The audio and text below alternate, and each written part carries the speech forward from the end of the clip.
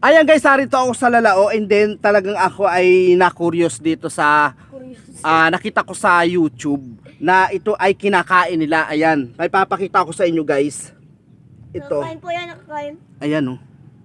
Salungo kung tawagin dito sa amin ito. Ito yung malaking tinik. Ayan, ito guys, so super laki.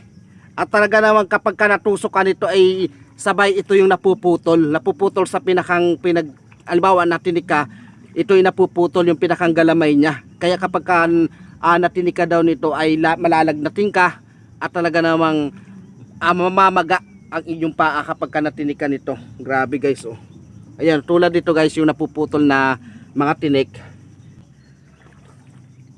Comment down below guys kung ito isa sa inyo rin kinakain tulad po na nakita ko sa YouTube. Pero hindi ko pa ito natatry kumain ng ganito guys, kung ito ba ay masarap o talaga nakakain ba ito o lason. Okay, nanunusok na. Nanunusok na siya guys. Ako'y pauwi na kasi medyo madilim na ang panahon.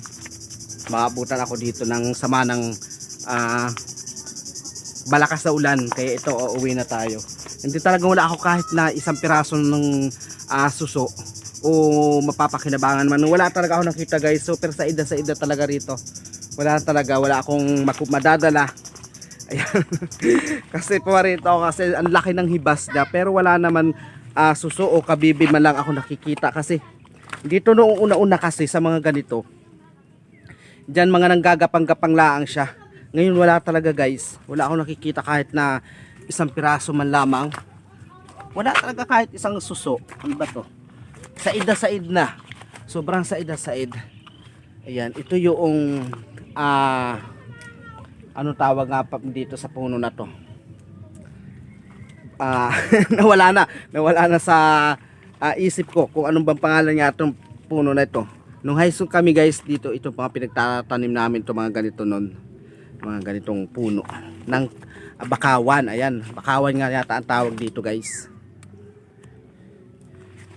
Ayun, ako magpapaalam na maraming salamat sa inyo lahat. Sana po ay okay lang po kayo. God bless.